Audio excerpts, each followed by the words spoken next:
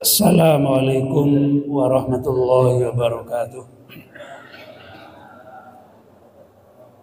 Alhamdulillahi rabbil alamin. Wa bihi nasta'inu ala umuri dunya waddin.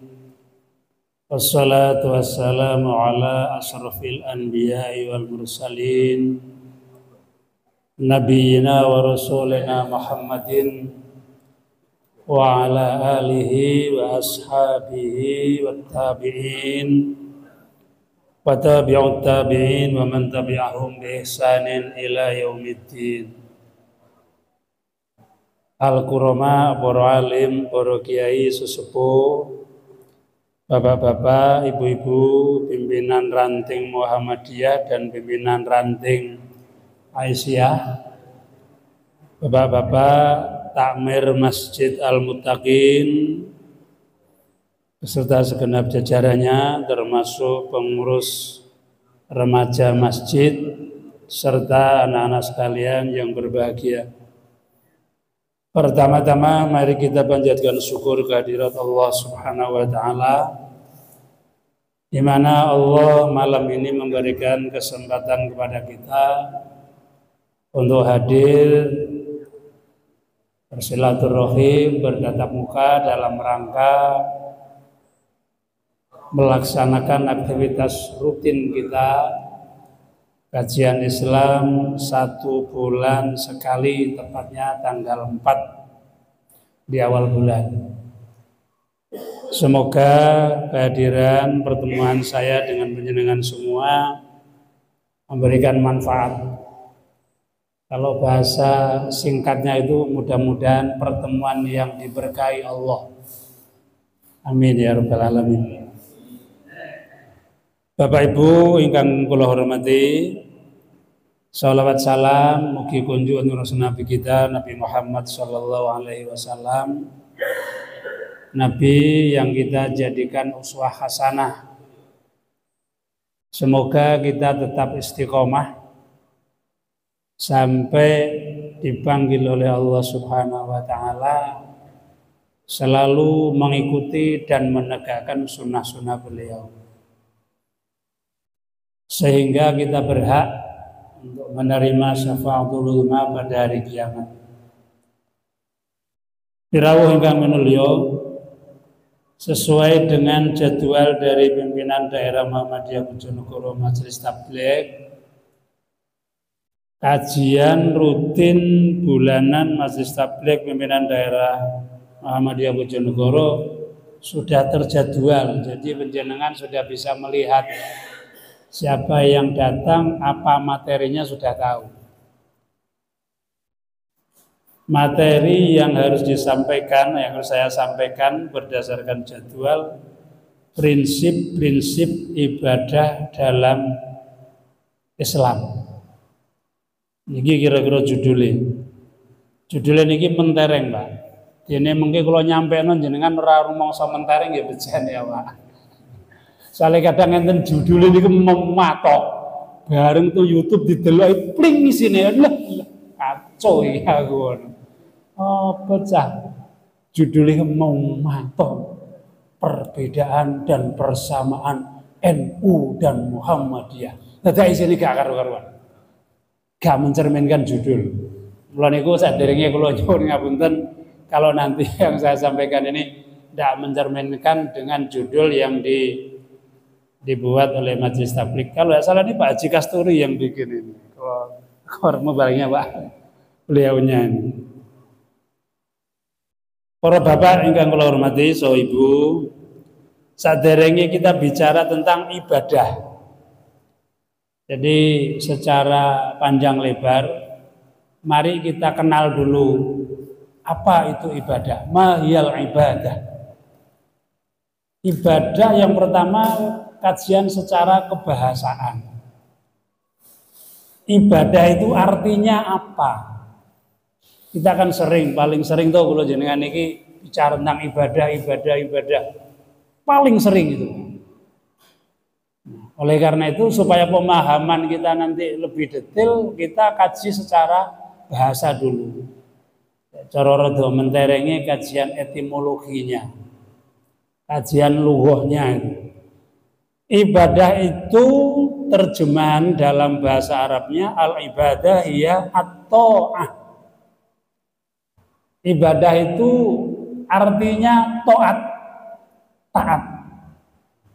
Iku siji. Sing nomor kali al-khudu.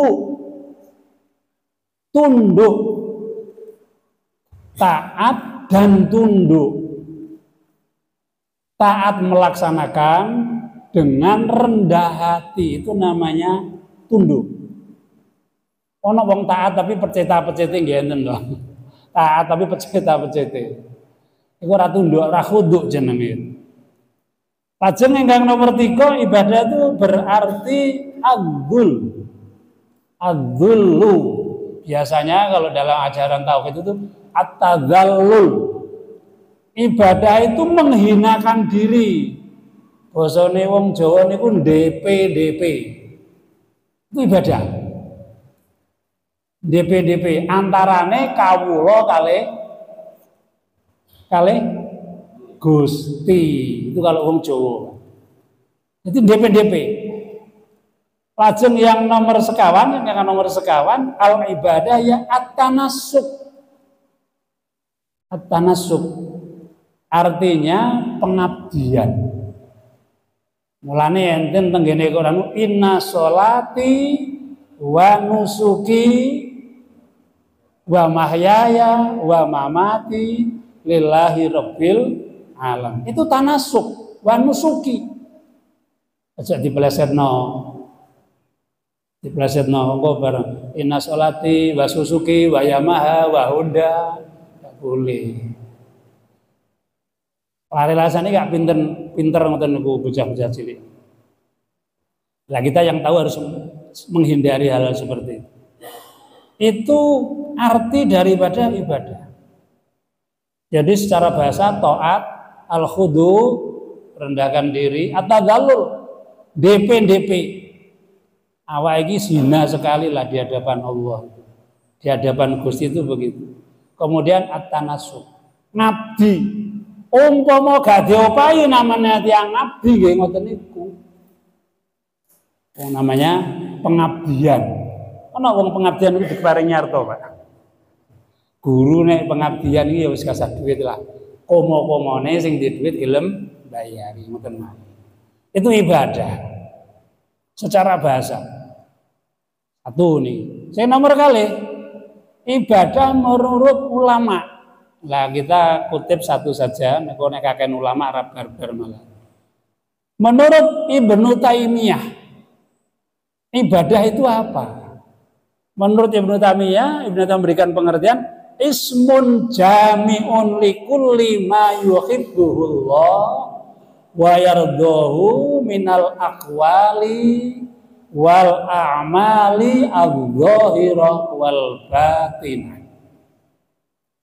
Ibadah itu nama dari segala sesuatu yang dicintai oleh Allah dan diridhoinya, baik berupa perkataan, perbuatan yang zahir, yang nampak, dan yang batin, yang tidak nampak.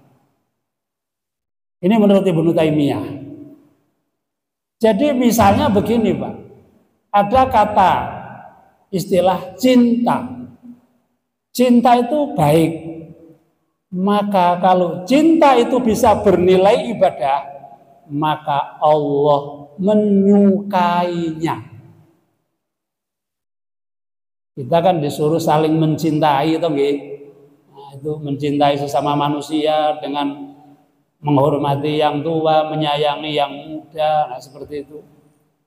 Itu termasuk bagian daripada ibadah menurut Ibnu Taimiyah, karena itu dicintai oleh Allah dan diridhoi oleh Allah. Ridho itu baik berupa ucapan, perbuatan yang nampak dan yang tidak nampak.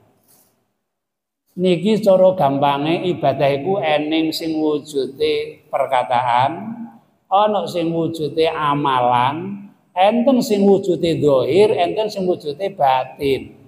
Batin iku ibadahe ati, sing tampakne ku ibadahe raga. Contoh jenengan khauf, takut kalih Allah dalam bahasa orang tasawuf. Wong wedi kalih Allah niku ketinggal mboten. Wong sing wedi atine, wong salat khusyuk, wong sing khusyuk atine khusyuk, khauf, mahabbatullah. Ya, yang bisa kita lihat bukan khusyuknya, tapi indikator lahirnya. Oleh karena itu, ibadah batin itu yang dilihat adalah indikator lahirnya. Sing ketok niku. Misale ngeten, kata Allah di dalam Al-Qur'an, "Qul in kuntum tuhibbunallaha fattabi'uni." Katakan Muhammad kepada umatmu, jika kamu benar-benar mencintai Allah, maka ikutilah aku Muhammad. Tolok ukurnya orang itu bisa kita lihat mencintai Allah, niku sejauh mana ketaatannya kepada Nabi Muhammad. Niku Pak. Wis to ngaku aku cinta nang Allah, mahabbatullah ku luar biasa. Tapi kalau belum mau mengikuti apa yang diajarkan oleh Rasulullah, berarti masih jauh dari yang diharapkan oleh Allah Subhanahu wa ta'ala. Niku contoh ibadah batin. Contoh lagi ibadah batin meninggalkan sifat hasud. Hasud, wonge lambene gak sepiru, tapi atine iku jan elek tenan. Nah, niku termasuk ibadah. Jadi meninggalkan sifat hasud, menjauhi hal-hal yang jelek yang dilakukan oleh hati, itu bagian daripada ibadah. Ini menurut Ibnu Taimiyah. Pun nyambung ya sampai mriku nggih. Kula terusne paling jenengan konsentrasi paling ke setengah jam to. Oleh suwe-suwe ya wis rada ngantuk, rada biasanya kan ngoten kebiasaan. Saya nomor 3 niki lah niki nembe nderekaken dawuh Pak Kasturi niki. Majelis tarjih kudu disosialisasikan. Ibadah menurut paham Muhammadiyah. Al ibadatu ya ibadah adalah at-taqarrubu ilallah bi imtisali awamiri wa jtinabi nawahi. Ibadah itu adalah mendekatkan diri kepada Allah. Mungkin ada yang tanya, Pak, kenapa manusia harus mendekatkan diri kepada Allah? Bukankah Allah mengatakan, sesungguhnya aku lebih dekat aqrabu ilaika min hablil warid. Aku lebih dekat kepadamu daripada urat nadi yang ada di leher. Tapi kok ternyata kita masih disuruh mendekatkan diri kepada Allah. Allah dekat kepada kita, tapi kita tidak merasa kita itu dekat kepada Allah. Hanya Pak, kita tuh ya eling Allah, tapi kadang-kadang nggak merasa dekat. Jajal jangan lewat sholat Allahu Akbar. Bareng Fatihah teko siratal ladzina an'amta niku belayang tekan dindi. Bisa begitu Pak. Allah padahal selalu dekat dengan kita, tapi kita tidak mau mendekat. Lah, dengan ibadah itulah Allah memberikan kepada kita cara kamu mendekat kepadaku itu laksanakan perintahku, jauhi laranganku. Bi imtisali awamirihi wa jtinabi nawahihi. Berarti kalau orang menjauhi larangan Allah, dia termasuk beribadah. Artinya Pak, orang mendapat pahala itu bukan yang hanya melakukan kebaikan amal soleh, meninggalkan kemungkaran itu bagian daripada ibadah gitu. Jangan dianggap meninggalkan kemungkaran itu dianggap nggak ibadah. Artinya berpahala kalau diukur dengan ongkosnya gitu tetap berpahala. Niku versi Muhammadiyah. Terusannya pun wahia, niki wahia. Oh, dereng wahya nih. Wal amalu bima adina bisari. Jadi melaksanakan perintah, menjauhi larangan, dan amal-amal perbuatan yang diizinkan, yang mubah. oleh Allah Subhanahu wa taala. Tapi yang amal yang diizinkan oleh Allah ini ada syarat. Misal tidur ibadah, minum bisa bernilai ibadah, bekerja bisa bernilai ibadah.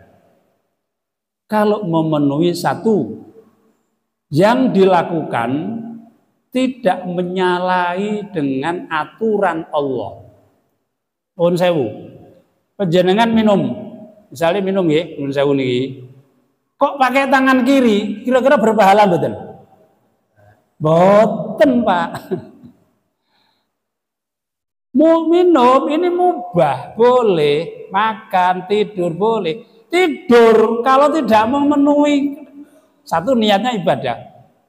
Kalau sesuai dengan contohnya Nabi yang tidak bisa beribadah, pemane turunnya pas mapan turu karo nyetel lagu atau nyetel sandiwara. Ya tak turu kelenteng delok TV dadak keturun, akhirnya dia ini didelok TV. Tidak jadi ibadah, Pak. Tapi kalau tidurnya itu sesuai dengan apa yang diajarkan oleh Nabi, tidur miring, madhep, mulon Pak. Biasanya wong Jawa bayange turune mujur ngalor, aja kaya wong mati kene turu mujur ngalor. Pancene wong turu ibarate wong mati. Banyak yang takut, Pak. Banyak yang takut. Mujur ngalor iki pokoke rada wedi turu mujur ngalor iki. Kok kaya mayit mujur ngalor. Pancene calon mayit. Mujur ngalor miring. Miring ke kanan, telapak tangannya ini taruh di pipinya. Disitulah kita punya kesempatan untuk berdoa. Sebelum berdoa baca dulu macam-macam banyak Pak itu nanti kalau jenengan mau hafalkan semua. Misalnya baca Al-Ikhlas, Al-Falaq, Anas, ayat kursi, 2 ayat min akhir suratul Baqarah itu dibaca itu, terus ditiupkan di telapak tangan, diusapkan dari ujung rambut sampai ujung kaki. Itu jenenge meruqyah diri kita sendiri. Gak usah ngeruqyah nongone wong bingung. Diruqyah awake dhewe dipageri. Insyaallah krinan nggih mboten Mbak nek ngoten niku. Kok engko pengen ngarep aku kok jam 3 pengen tahajud insyaallah tangi. Sing nangeni Allah niku. Itu bagian itu. Baru nanti baca doa bismika. Lah nek sepuh-sepuh barang kur bismika tok ya apa bedane karo lare-lare TK. No? Napa bedane karo lare-lare TK? Anak putune sing cilik-cilik iku doa mau tidur bismika Allahumma bismika amu terus sudah hafal.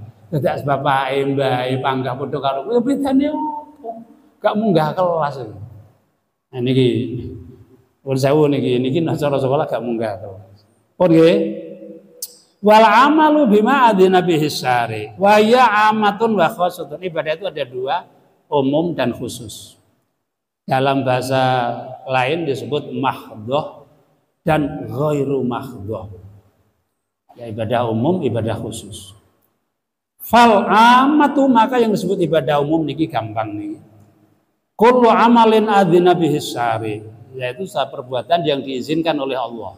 Jenengan bekerja, bisnis, golek duit pun dah macak ibu-ibu, memakai pakaian bisa bernilai ibadah, tapi dengan tuntunan-tuntunan yang telah dicontohkan oleh Nabi. Kalau pakai baju, pakai yang kanan dulu, tapi gak kulino yo ae wo. Nggih, Pak. Nek pakai baju, Pak, kaos. Tangan kenene lho, gak kulino yo ae wo. Kalau dahar ya pakai yang tangan. Setan itu makan pakai tangan kiri. Menungso niku serakah. Mangan tangan loro dienggo karo kok. Nggih, betul. Sitoke nyendok iki juga sego sing kene nyekeli tempe napa kerupuk. Lah iya, setan iki lho mangan tangan siji dikecam kalih Allah. Lah tak kulo bismillah fa inna syaitana yaqulu bismillah. Lah ini menungso mangan gak terima tangan siji. Tapi tangan tengen yo ya, tangan kiwa yo melo. Ora ning luar biasa liyane menungso. Nah itu nanti tidak jadi ibadah. Oleh karena itu ini yang kecil-kecil Pak, yang sekiranya jenengan mengamalkan tanpa butuh pertimbangan yang panjang. Jadi ibadah yang kecil-kecil mari kita biasakan minum, makan, kemudian berpakaian, bersisir, bercermin. Mesti wong iki ra patek bening ngono. Kok nek anggere rasa nganggo napa niku. Angger donga sing kok ada di glowing dewi. Orang melihat akan seperti itu. Tapi nek jenengan nganggo ngono-ngono ndak lho. Tapi nek gak ndonga pas bercermin, ya tetep butek kok tetok Nabi. Ya apa enggak butek. Dan sakit. Bon niki sing ngomong nggih. Sing khusus saniki ma haddadahu syari, apa yang telah ditetapkan oleh Allah. Bi juz'iyatin, rincian-rinciannya. Wahayatin, tingkahnya, wa kaifiyatin, dan tata caranya, mahsusatin, yang telah ditentukan. Contoh niki kula nggih sing paling gampang niku salat. Salat niku ibadah sing paling ketat sampai Nabi sampaikan sallu kama ra'aitumuni sholli. Tapi harus diingat, Pak. Salatlah kamu seperti kamu melihat aku salat, kata Nabi begitu. Sholat itu ada dua menurut sunnah Rasulullah Shallallahu Alaihi Wasallam. Napa niku? Sunnah yang wajib, sunnah yang hukumnya sunat. Menate pirang? Pun niki wau. Sunnah itu ada yang wajib, ada yang sunnah. Sunnah ada yang wajib, ada yang sunnah. Contohnya apa? Sunnah yang wajib. Sunnah itu artinya perilaku Nabi yang mesti kita ikuti. Tidak boleh tidak, Pak. Tidak boleh tidak. Kalau tidak itu tidak sah. Contoh Allahu Akbar, takbiratul ihram. Ana wong salat gak maca takbiratul ihram, utawa bahasane diganti ke Allahu Akbar, Allah Maha Besar. Dah jadi, Pak. Karena sunnah Rasul, contoh Rasul tentang takbir ini hukumnya wajib. Kalau nggak diikuti nggak sah. Tapi kalau angkat tangan, jenengan gak angkat tangan nggak apa-apa. Karena sunnah itu adalah hukumnya sunat. Angkat tangan. Ya, senajan sunat, nih angkat tangan ditepakno. Syukur kelawe ngono. Sing mesti sunai Nabi ya kadua mangki bayi ono sing ujung jari sejajar dengan daun telinga. Ini yang saya maksud sunnah yang wajib. Jadi umat Islam ini kanggo sing nom-nom Pak, sing sepuh-sepuh tak kira wis akeh paham iki. Pun kata sing paham. Jadi sholat itu begitu. Sunnah yang wajib, sunnah yang sunnah. Takbiratul ihram wajib. Fatihah wajib. Kamu coba Fatihah piye, Pak? Jenengan kalau sholat imam baca keras niku maca Fatihah mboten? Yang Muhammadiyah ki angel Pak tuntunane. Nggih, kula piyambak ngrasa angel kok. Sholat iku kudu maca Fatihah. Padahal imame maca keras. Lha nek maca ning endi? Padahal jere Nabi ora oleh maca kejaba suratul Fatihah. Jal niki. Saiki nek gak maca Fatihah blas mergo imame maca keras. Kok nek salat subuh terus piye Fatihah melok sapa?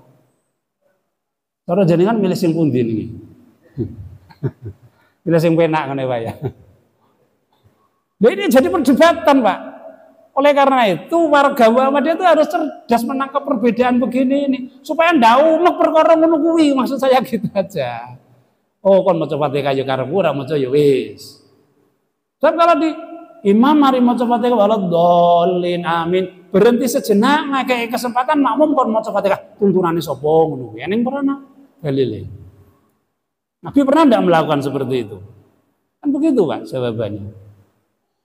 Lah nek imame pas maca surat makmum maca Fatihah, lha engko nek imame keliru sapa sing benerno? Kan? Sapa sing benerno?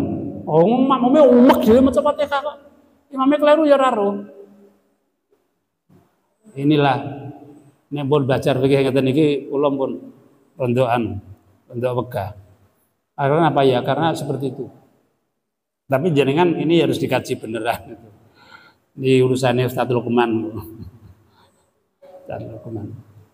Walaupun dalilnya macam-macam lain, memang banyak dalil itu. Nah, intinya ibadah khusus itu ibadah yang sudah dijelaskan rinciannya. Sholat, maksudnya kenapa? Rokaatnya sudah diatur. Pak, ini karena sholat subuh itu ngira senam pagi, ditambahin lagi ya? Tidak boleh. Kau no sholat ditambahi, sholat subuh ditambahi ke petang rakaat. Tidak bisa begitu. Ini yang mahdoh, super mahdoh, Pak. Tidak boleh diutak-atik lagi lah. Kaifiyahnya sudah jelas. Sudah jelas. Sholat itu harus ada tasyahud. Utamanya tasyahud akhir. Kalau sholat subuh kan ada tasyahud awal, tasyahud akhir. Ada yang wajib-wajib itu harus kita pahami. Termasuk wudhu, Pak. Wudhu itu yang wajib.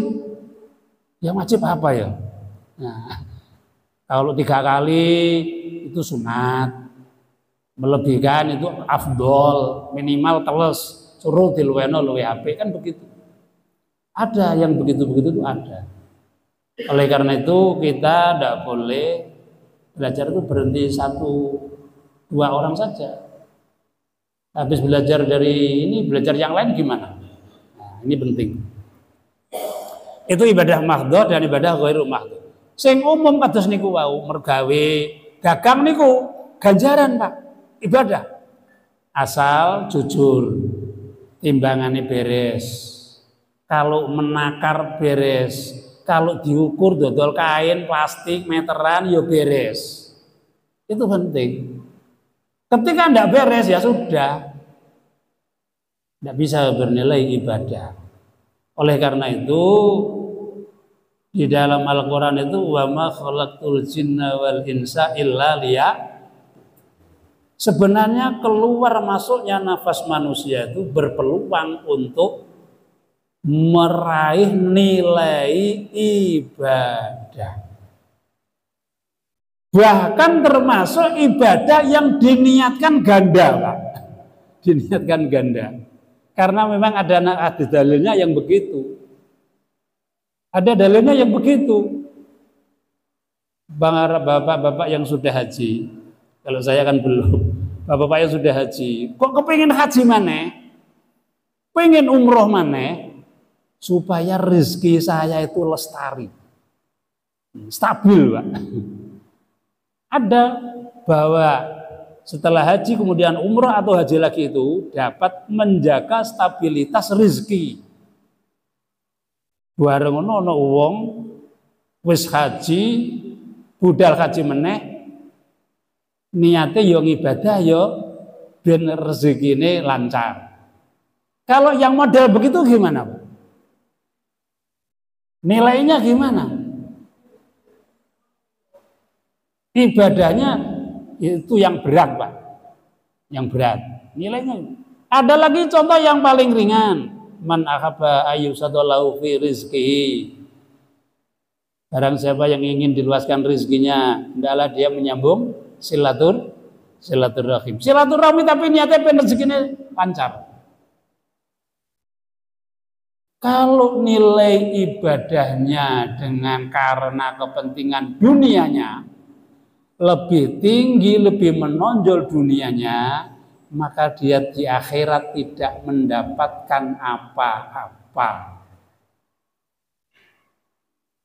Bahkan dia bisa tergolong ibadah yang dilakukan itu termasuk perbuatan yang berbau syirik. Karena ini hati-hati. Walaupun kita boleh nek di perkara abot katrole itu kudu sholat tahajud.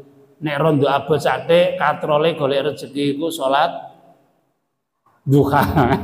Hafal. Bareng wis sholat duha blodor wonge. Sampeyan mergawe ahli ibadah mergawe kok ngono, wal gedual ngono. Ora halal kabeh ngono. Aku ning ndonga ning gone sholat duha iki. Fa in kana haraman fatahhirhu. Gusti ini rezeki kula niki ning sing haram jenengan resiki. Oleh ta banget niku. Iku jenenge wong ndablek lek ndonga ngono kuwi. Ana dhewe nimbang curang karen wis biasa wae. Wis tak kon ngresiki pangeran lho, karek pangeran diresiki apa ora, tapi dia jarang. Nah ini. Jadi terhadap ibadah-ibadah yang seperti itu, Pak, ini hati-hati, Pak. Harus hati-hati. Yang bisa untuk dunia, misalnya ya sholat duha, sholat tahajud, silaturahim, memberi menyantuni anak yatim, ben rezekine lancar. Sing dominan tidak malah ben rezekine lancar.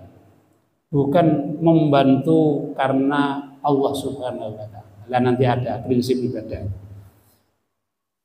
Ini ibadah yang dibagi dua, umum dan khusus. Niki mbon oleh telu. Saniki dilanjut.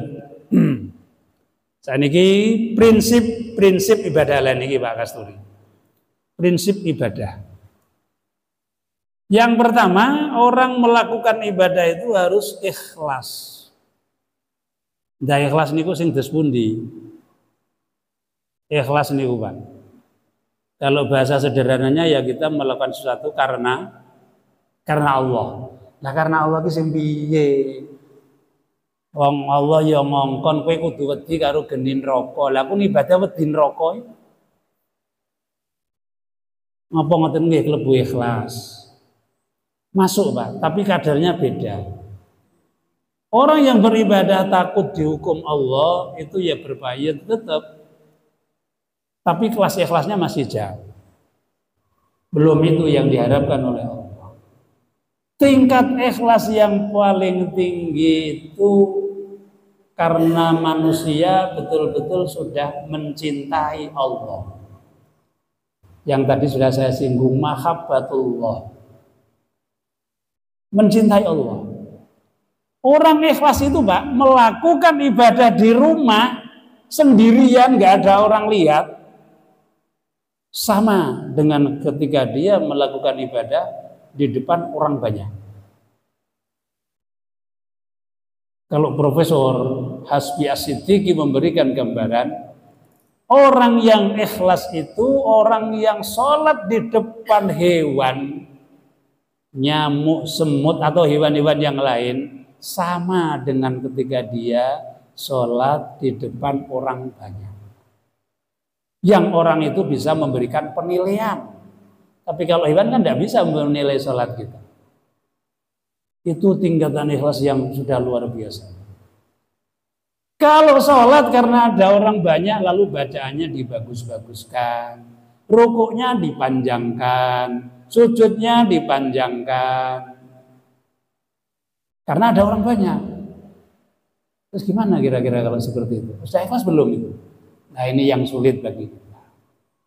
Oleh karena itu ikhlas itu para ahli tasawuf memberikan tingkatan. Ada tingkatan. Kalau ibadah masih dilakukan seperti yang saya sebut tadi, baik itu ibadah wajib maupun sunat, berarti orang beribadah itu sekedar menuruti hawa nafsu. Hawa nafsu. Karena bukan tujuannya, ghayatul iktisadnya bukan kepada Allah, tapi kepada manusia yang ada di sekitarnya. Yang Allah itu malah kecil sinyalnya yang ke sana. Ibnu Athaillah, seorang sufi, memberikan nadoman begini. Min alamati ittiba'il hawa. Tanda-tanda orang yang beribadah hanya mengikuti hawa nafsu, al-musara'atu bin nawafil. Dia tergesa-gesa, bersegera melakukan ibadah-ibadah yang sunat. Ya, nek roh sunat itu seneng lah, dilakoni prok-prok cepet. Tapi watakau sulu anil wajibah. Dia ini barang sing wajib itu males ngelakoni. Dan ini di kita mungkin jarang. Contohnya, amalan yang wajib dia nggak pedulikan. Zakat, nggak peduli deh. Zakat nggak peduli. Tapi ketika ada nuwun sewu, Pak, Rajabiyah, Maulid, geden-gedenan, berkah. Ini kon zakat wegah. Tapi nek wae muludan Rajabiyah geden-gedenan berkah. Dan ini sekarang banyak bermunculan, Pak. Sholat kadang gak genep nuwun sewu, Pak. Nuwun sewu. Sholat gak genep. Eneng sholawatan nang ndi diuber. Apa ndak baik-baik? Saya nggak mengatakan jelek, baik. Lah tambah nih gak sholat, gak sholawatan, gak tambah nemen malah. Lho ngoten. Tapi kan bukan itu yang dimaksud. Sampai Ibnu Athaillah memberikan sindiran seperti itu, Pak. Sama ketika kita berdoa kepada Allah, kemudian Allah jawab doa kita, lalu kita sampaikan, kita sum'ah, kita sampaikan kepada orang, aku pas ning kono ndonga ngene-ngene, alhamdulillah dikabulno. Wah, 5 tahun aku iso nang Mekah tenan. Apa dikira Allah itu pembantune dekne wi? Jadi orang yang berdoa ini kalau model tasawuf, Pak. Orang berdoa itu harus mengakui, Pak. Jalan. Saya dapat seperti ini bukan karena doa saya, tapi karena kemurahan Allah Subhanahu wa taala. Tetap karena kemurahan Allah. Karena apa? Kita tidak layak, tidak pantas menyombongkan ibadah yang kita lakukan. Karena kita kurang memahami atau kurang bisa mengendalikan hawa nafsu kita, sehingga ibadah kita banyak yang tidak kita ikhlaskan karena Allah Subhanahu wa taala. Jadi ini yang tadi saya katakan berjenjang, kelasnya itu mungkin bertingkat. Tingkat keikhlasan seseorang itu bertingkat sebagaimana al-imanu yanqus wa yazid, berkurang dan bertambahnya juga berbeda-beda, bertingkat-tingkat. Cuman kita tidak boleh menilai seseorang ketika orang itu melakukan negatif langsung oh iku imane musyrud, tidak boleh gitu. Itu bukan urusan kita. Ini tentang keikhlasan. Wa ma umiru illa liya'budullah mukhlishina lahuddin. Ini yang paling susah, ikhlas. Jadi ikhlas itu luar biasa sulitnya. Dan wa ma umiru, dan dia tidak diperintah kecuali liya'budullah mukhlis, kecuali beribadah kepada Allah dengan ikhlas karena agama. Mari apa yang kita lakukan ini betul-betul langkah menuju kepada keikhlasannya sampai kelas yang tertinggi kalau bisa. Ini yang pertama. Kemudian yang kedua, prinsip beribadah itu Allah tidak pernah memberikan beban di luar kemampuan kita. Yang bahasa sederhananya istitoah. Lakukan ibadah itu sesuai dengan kemampuan kita. La yukallifullahu nafsan illa usaha laha ma kasabat wa 'alaiha maktasabat. Allah tidak memberikan beban kepada seseorang illa usaha, kecuali apa yang dia mampu. Yang dia mampu. Laha ma kasabat, bagi orang yang berbuat baik, ya dia akan menerima balasan kebaikannya. Wa 'alaiha, dan kepada orang yang berbuat jahat, maktasabat, juga baginya ganjaran dari amal perbuatan jahatnya. Niki kalau penjenengan sering baca doa yang mirip seperti ini, Pak. Doa pengantin itu barakallahu laka wa baraka alaika. Sama dengan ini, laha ma kasabat wa 'alaiha maktasabat. Antara laha dan 'alaiha atau antara laka dan alaika. Jadi kalau laha untuk kebaikan, alaika, ala itu untuk yang tidak baik. Kalau amal yang jahat, baginya juga akan mendapat ganjaran kejahatannya. Kalau dalam doa nikah itu, kalau kita ditimpa kebaikan, rezeki lancar, macam-macam itu, kita rukun. Ada kebaikan di keluarga itu. Begitu juga kalau kita oleng, ekonomi oleng, juga ada kebaikan. Tapi yang ini sekarang yang jarang. Mergo kadang sing ndonga ora karepe diwaca-waca. Ya, Pak. Orang rumah tangga sekarang kan banyak, Pak. Kalau ekonomi bagus, rukun. Wareng ekonomi ini oleng, jaluk pegat. Ini yang banyak begitu. Jadi walaika itu wa barokah alaika, karena berkah nek ekonomi sumpek barokah ilang, ndak tambah apik. Mesti bendino geger, ujung-ujungnya minta cerai. Yang beberapa bulan yang lalu disinggung Pak Solikin itu, Barposo angka perceraian luar biasa untuk Bojonegoro. Nah, seperti itu. Jadi ini penting istitoah. Karena apa? Ketika Rasulullah SAW itu memerintahkan, melarang untuk berbuat jahat, itu tidak ada sak kuatmu, Pak. Kalau kejahatan tidak boleh, Pak. Kejahatan ya total langsung, total. Tapi kalau kebaikan, wa idza amartukum bisyai'in fa'tu minhu mastata'tum. Kalau aku perintahkan kepadamu tentang suatu amal, maka kerjakan menurut kemampuanmu. Ini prinsip ibadah itu tidak memberatkan. Jadi taklifnya itu jangan sampai memberatkan orang. Jadi istitoah menurut kemampuan. Kalau tidak mampu ya jangan dipaksakan. Ini bagian daripada prinsip-prinsip ibadah. Supaya apa, Pak? Kalau ibadah itu dipaksakan, bisa-bisa nanti ujung-ujungnya jelek. Kenapa? Merasa ada tekanan.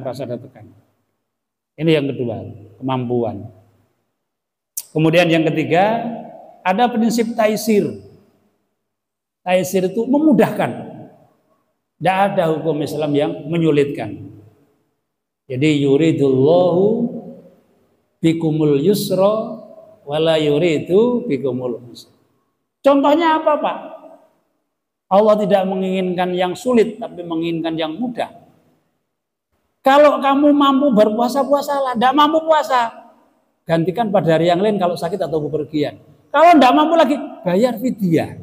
Apa sih nggak pena? Kalau kamu lagi hamil, takut kesehatan bayinya itu terganggu, boleh tidak berpuasa. Boleh tidak berpuasa. Barang bayinya lahir, ada jeda nifas, mari ngono kok hamil lagi atau menyusui. Menyusui ya tambah gak mangan ya rusak bayinya. Ora poso meneh, akhirnya apa fidyah lagi. Jadi agama itu gampang penak itu. Itu prinsip taisir itu. Yang di dalam Al-Quran surat apa itu, Pak? Al-Insyirah ya. Fa inna ma'al usri yusra. Inna ma'al usri yusra. Itu kalau dikaji ke tata bahasanya, inna ma'al usri, sesungguhnya bersama kesulitan. Usrinya itu ma'rifah. Kalau ma'rifah itu jelas, ketok satu. Yusronnya itu nakiro. Satu kesulitan bisa mendatangkan kemudahan yang jumlahnya tidak terhitung. Oleh karena itu ketika kita mengalami kesulitan itu tidak boleh susah, Pak. Yakinlah bahwa ketika kita diberikan kesulitan oleh Allah, satu kesulitan, nanti Allah akan memberikan berbagai macam kemudahan. Tapi kalau tidak paham itu, ya kita dibaca lewat begitu saja. Yakinan tidak ada. Karena apa? Yang pertama itu menggunakan ma'rifah, yang kedua menggunakan nakirah. Yusron. Jadi prinsip taisir itu sangat dipentingkan dalam beribadah. Jangan sampai masa kesulitan. Tidak bisa berdiri dengan duduk, tidak bisa duduk dengan berbaring. Ya tadi bolak-balik sholat. Ibadah yang tidak boleh ditinggalkan itu sholat. Pas sakit ya tetap sholat. Kalau tidak bisa membersihkan bersih dari hadas, caranya gimana? Tetap sholat. Tidak ada perintah. Ya itu tadi kalau sudah mentok-mentoknya bisa.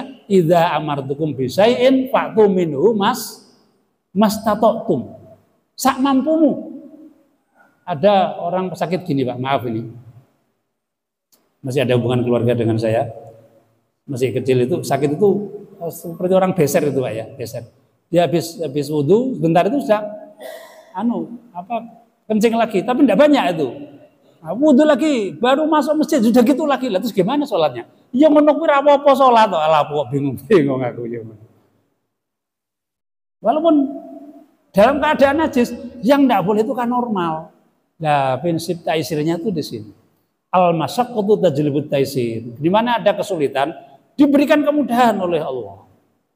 Ini prinsip taisir. Kalau dalam kaidah fikihnya al-masyaqqatu tajlibut taisir. Atau yuridullahu bikumul yusra wa la yuridu bikumul usra. Inna ma'al usri yusra fa inna ma'al usri yusra. Jadi kemudahan. Sehingga tidak ada alasan untuk tidak sholat. Kalau tidak ada air boleh tayamum. Pernah zaman Nabi, Pak. Orang itu takut dengan kemudahan itu. Takut. Pokoknya mau wedi tenan wong biyen zaman Nabi. Wong saiki itu langsung berono.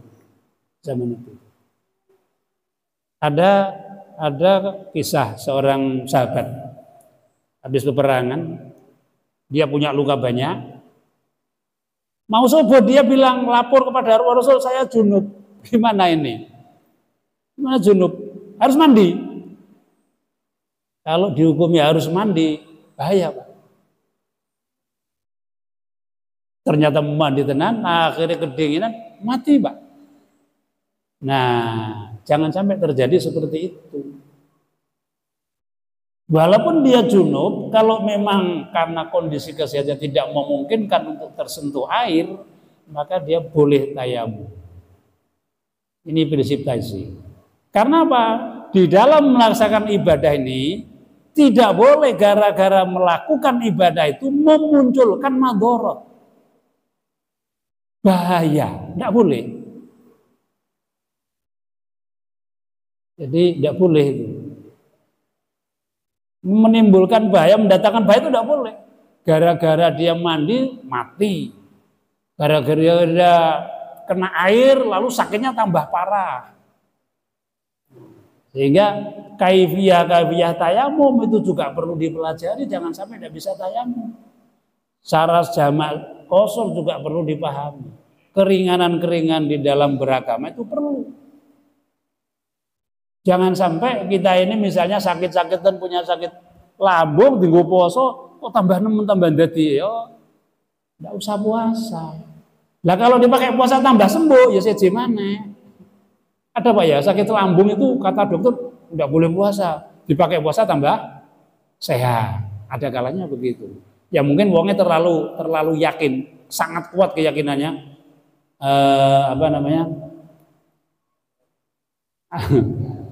Puasa itu menyehatkan itu loh. Sumu tasikhu itu. Poso kon sehat no. Dia mantep karo kuwi dadine diku poso tambah sehat. Ada saya punya teman ya gitu ceritanya. Dilarang dokter poso, tangguh poso malah sehat kok saiki. Ada yang begitu. Jadi prinsip taisir tidak boleh beribadah itu mendatangkan madharat, bahaya. Misalnya begini Pak, jenengan mau melakukan kebaikan. Jadi melakukan kebaikan. Tapi proses untuk menuju kebaikan, kita harus melakukan sesuatu yang tidak baik. Itu juga tidak boleh. Satu contoh, kita mau mendirikan tempat ibadah atau lembaga pendidikan, ganti duit. Terus akhirnya kita nyewa pemandian, disewa, terus hari itu diramaikan orang yang mandi itu bayar. Padahal pemandian itu campur baur antara laki dan perempuan. Apa tidak boleh? Uangnya kan untuk bangun lembaga pendidikan. Tidak boleh, yang begitu itu tidak boleh. Karena apa? Anda belum melakukan kebaikan sudah mendatangkan madharat, bahaya. Padahal bahaya itu harus dihilangkan itu. Ad-daruratu yuzalu, la darara wa la dirar. Tidak boleh melakukan sesuatu yang bahaya, dan tidak boleh apa yang kita lakukan membahayakan orang lain. Kalau sebelum melakukan kebaikan kita harus melakukan dosa, mencuri untuk membantu fakir miskin, tidak boleh. Kaidah fikihnya tidak begitu. Darul mafasid muqaddam ala jalbil masolih. Meninggalkan kerusakan lebih didahulukan daripada melakukan kebaikan. Luwih apik kowe ora usah ngerampok, tinggalkan membantu orang yang kelaparan, tapi gak ngerampok. Timbang kowe ngerampok tapi untuk membantu orang yang tidak boleh yang begitu. Nah ini sekarang sing kon belajar ngono-ngono kuwi terus aras-aras. Jadi tidak menimbulkan madharat, bahaya. Ibadah itu harus tidak begitu. Gara-gara dia Misalnya kena sakit apa Pak itu? Migran, apa namanya? Vertigo. Dia dipaksakan sholat ngadeg, lah menggoleng Pak kena cagak lah bahaya, mati.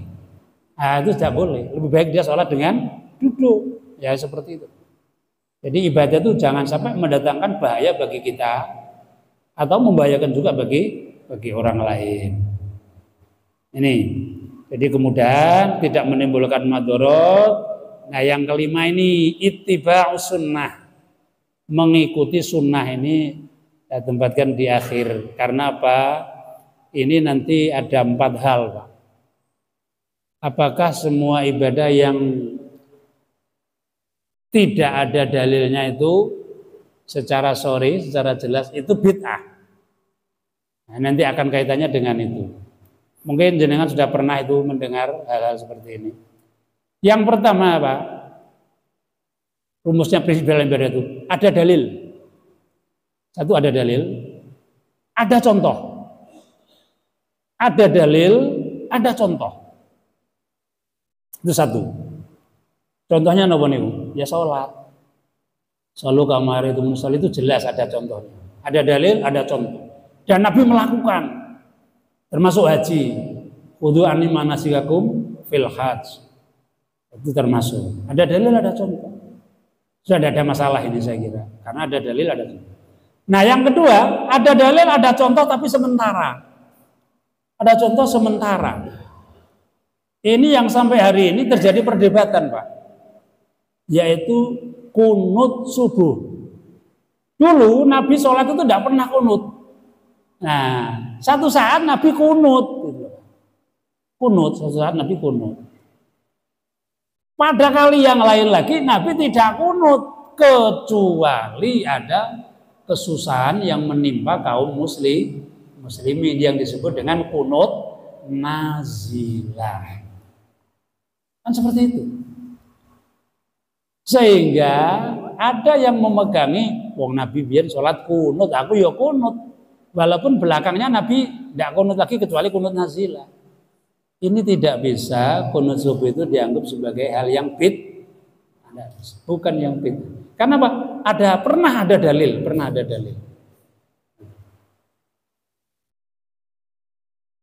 Nah kalau kita makmum Pak misalnya, kita itu tidak biasa kunut kemudian makmum kepada orang yang pakai kunut bagaimana? Terus bagaimana kira-kira gitu? Mau menengahi, wow, iya. Ya itu terserah jenengan saja. Terserah. Boleh jenengan mengikuti kunut atau tidak mengikuti kunut ya boleh. Tapi jangan rukuk dulu, jangan sujud dulu. Jangan sujud, tidak boleh mendahului imam atau tetap harus mengikuti imam. Artinya tidak boleh nyelip imam, tidak boleh. Itu yang kedua. Nah yang ketiga ini lebih menarik lagi Pak. Ada dalil tapi tidak ada contoh. Ada dalil tapi tidak ada contoh. Ini yang paling banyak di sini. Kalau kita mau pakai contoh, ada contoh tapi tidak banyak Pak. Misalnya begini, Nabi itu pernah diundang pada jamuan di tempatnya Khalid bin Walid.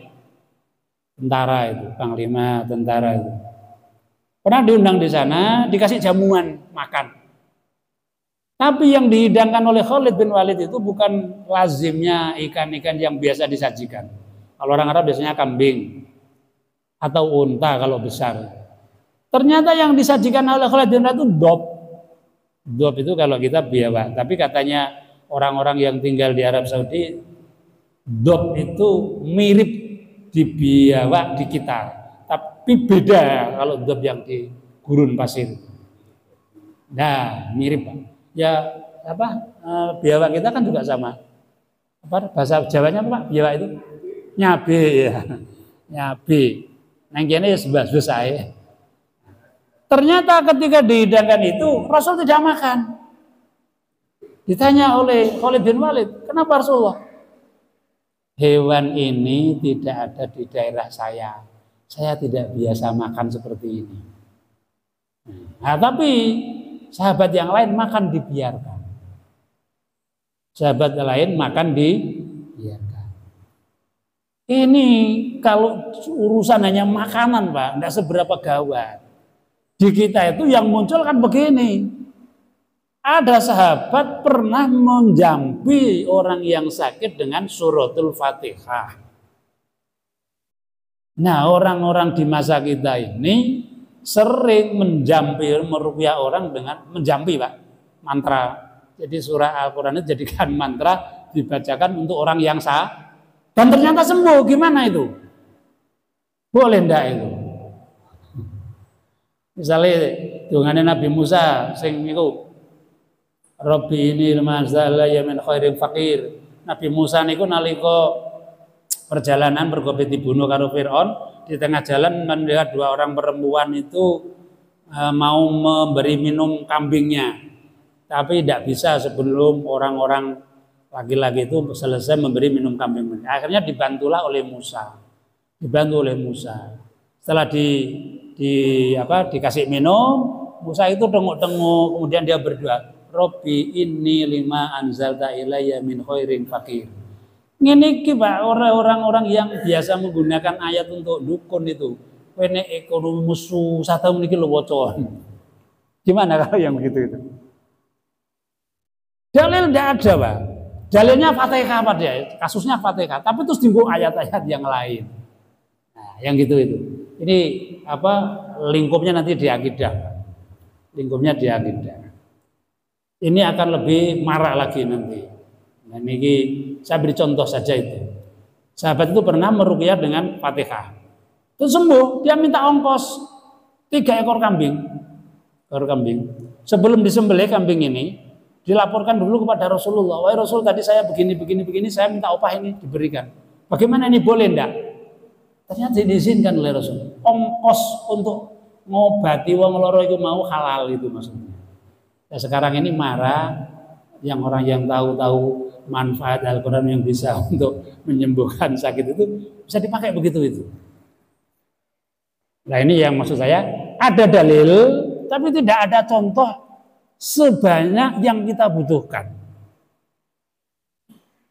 Dalil ya ono, tapi ya konteksnya Al-Fatihah. Kalau ada yang hadis doif itu atau maudhu itu Al-Fatihatu lima quri'at lahu. Mungkin jenengan pernah dengar ini. Saudara-saudara kita tuh banyak yang pakai Fatihah itu kanggo wong sing urip ya Fatihah, kanggo wong mati ya Fatihah. Anake sing cek meger-meger dikirimi Fatihah, ben golek ilmune lancar. Sing mati dikirimi Fatihah karena Al-Fatihah itu 5 quri'at. Fatihah itu karek maca dienggo apa? Jane-jane dienggo ngobati wong sing disengat binatang ya mari zaman sahabat itu. Oke. Jadi ada dalil, tidak ada contoh yang memadai, tidak per kasus ada. Nah, yang keempat ini kita sudah banyak melakukan, tidak ada dalil tapi samar, tidak jelas, tidak sorih maksudnya itu. Dalil itu ada yang sorih, ada yang kinayah. Contoh tidak ada. Ini yang kita sudah banyak melakukan. Zakat fitrah. Walaupun kita itu sudah terbiasa, Pak. Di sini zakatnya pakai uang atau beras, Pak? Beras atau mungkin uang ya. Sebagian uang, sebagian beras. Tapi kalau ditanya dalilnya mana ya sampai gak ketemu, Pak. Karena apa? Di zaman Nabi sana zakatnya bukan itu. Napa teng mriko? Gandum dan kurma. Lalu ulama-ulama itu mencari, terus nek wong Indonesia itu dalilnya apa? Akhirnya muncullah yang namanya kias. Oh, ternyata wong kono ki sampai saiki mangane nek gak kurma ya gandum. Akhirnya muncullah berarti intinya zakat fitrah itu makanan pokok. Muncullah oleh zakat fitrah pakai beras. Wis beras, jek ana meneh. Wong ning kono iku makanan pokok kok fitrah ning kene nganggo duit ya ora oleh. Nah, sekarang muncul Pak pertanyaan, kira-kira wong sing nampa fitrah dikek duit karo dikek beras seneng ndi? Ya seneng duit, akhirnya oleh nganggo duit. Kan begitu, Pak. Jadi rotasinya hukum begitu. Dan ini orang Muhammadiyah harus tahu lah. Harus tahu. Dan saya yakin jenengan sudah tahu yang gini-gini. Nah ini sing sepuh-sepuh sing paham, sing nom-nom rong paham sampeyan dadi panitia zakat fitrah bingung ditakoki. Nah nek ra gelem sinau lak bingung, Pak. Sing sepuh-sepuh pun paham, sing nom-nom rong paham repot. Nah ini ada dalil tapi masih samar. Inilah yang disebut dalil itu ada yang sorry, ada yang doni, sorry, doni, qot'i. Tapi ada yang sorry, ada yang ghairu sorry, tidak sorry. Contoh, nuwun sewu. Ini jenengan tahu kalau saya itu perokok dulu, saya ini gak rokok saya. Dalil haramnya rokok itu dalilnya qot'i Quran. Tapi tidak menukik yang diharamkan itu rokok itu enggak. Karena rokok itu dinilai termasuk rijsun. Satu, yang kedua termasuk mengganggu, merusak diri kita sendiri.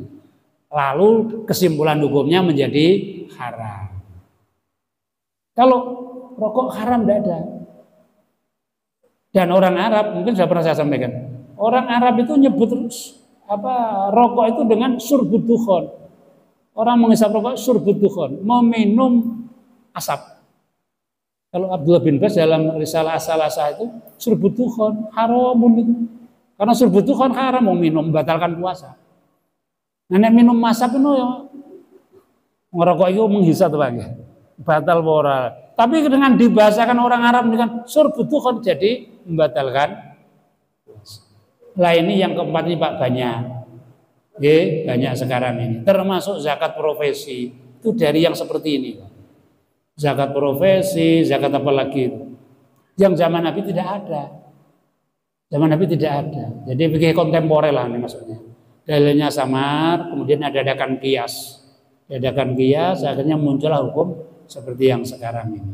Ada beberapa orang, saya dapat laporan dari Lazis, yang biasa menerima zakat fitrah itu, kalau orang memberikan uang, Pak saya nih fitrah saya tolong dibelikan beras, berasnya mana? Ketok ning kono ya wis tak bayar.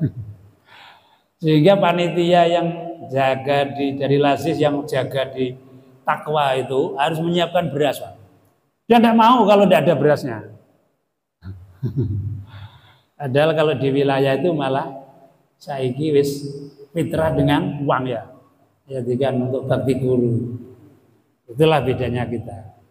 Memang hal-hal seperti ini perlu ada sosialisasi yang luar biasa. Sebelum saya akhiri, ini masih ada lagi Pak sebenarnya, tapi ini bacaan saja. Islam itu tujuannya rahmatan lil alamin. Sehingga apapun suku, bangsa dan bahasanya bisa menerima Islam. Karena apa? Sholatnya pasti sama, takbirnya pasti Allahu Akbar semua. Tidak ada yang pakai bahasa selain Arab. Itu satu. Dan ciri-ciri Islam itu adalah hifduddin, menjaga agama. Jadi agama itu dijaga oleh karena yang sulit jangan sampai muncul sulit sehingga ada kemudahan. Ini perlunya kula panjenengan sedaya menerima wawasan. Karena apa? Karena apa yang kita hadapi ini beda Pak dengan dulu-dulu. Saya kecil itu kalau saya kecil menurut saya nomornya Bapak Kastolani barang kita mbangun biyen. Orang kalau tidak bisa fitrah ya betul tidak bisa sampai biyen fitrah muter Pak ya. Muter. Kok sing lanang dikekno bojone dikekno anake mbarep terus mudhun sitok iku digawe muter. Fitrah siji diumetno dari saomah. Sampai dulu ada begitu. Nah sekarang ini kan zamannya sudah tidak seperti itu. Maka problemnya adalah kenapa fitrah kok boleh dengan uang, fitrah kok boleh dengan beras. Padahal zaman Nabi tidak ada beras, tidak ada. Nah seperti itu kan problemnya. Nah bagaimana Islam bisa menjawab tantangan? Maka materi yang disampaikan oleh Pak Majelis Tabligh ini tepat. Jadi prinsip ibadah itu kita pahami. Dengan begitu insya Allah kita melakukan ibadah itu berdasarkan ilmu. Sehingga dengan ilmu itu insya Allah kita akan lebih mantap untuk melakukan ibadah itu sendiri. Demikian, bila ada kekurangan saya mohon maaf yang sebesar-besarnya. Kalau apa yang saya sampaikan mungkin tidak sesuai dengan judul, ya saya mohon maaf yang sebesar-besarnya. Kurang lebihnya demikian. Assalamualaikum warahmatullahi wabarakatuh.